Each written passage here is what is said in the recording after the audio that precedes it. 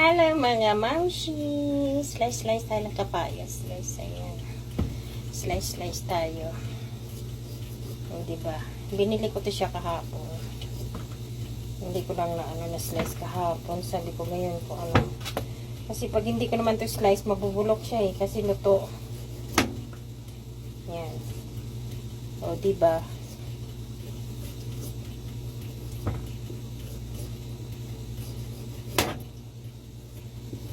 Ganito kasing buwan ang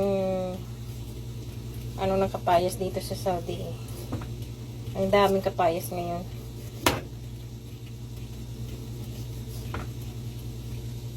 Pero iba talaga yung kapayas dito, guys. Makwan. Hindi makwan, matamis ka guys sa Pilipinas ba? Matamis ang kapayas. Dito walang kung sa bagay kasi mga export na ba. Ay sus! Wala nang naiwan. Naubos na kabalat. Expert. Expert ata naman nagbalat. Nabutaw. Kalahati nang naiwan sa kapayas. Maganda.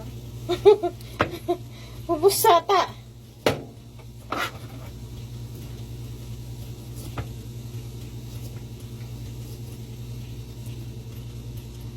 Expert ata naman nagbalat ng papaya to guys. O, ayan. O, tingnan nyo. Wala na yung kalahati ng papaya. Luto na kasi siya guys. Kasi kaya malambot siyang balatan.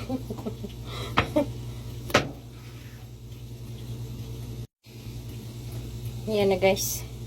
Tapos nakabalat. Yung kalahati wala na. Yung kalahati naubos kabalat. O, tingnan nyo guys, wala siyang liso. O, walang seeds sa loob. Yun. Diba? Wala siyang seeds. Ika guys, sa Pilipinas na marami siyang seeds. Dito wala.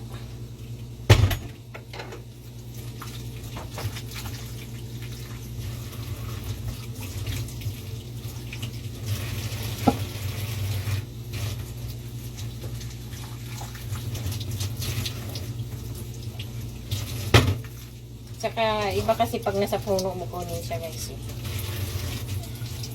At yan. Slice natin siya. Yan siya guys. Parang ngayon lang ata dumami dito ngayon yung papaya. Noon wala. Pero ngayon ang dami talaga. Kahit saan. Saka mura lang siya guys eh. Hindi naman mahal. Pero kung mga native siya na mahal yung kilo ng papaya dito. Ito kasi parang mga export na.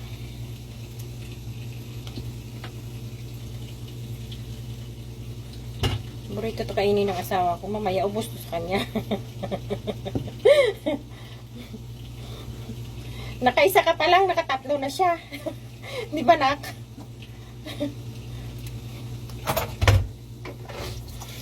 Hindi pa nagkalate yung sayo, yung sa kanya, ubos na eh. O, ayan na siya guys. Ayan na, ang papaya. O, diba? Nak, gusto mo? Nak? Sarap.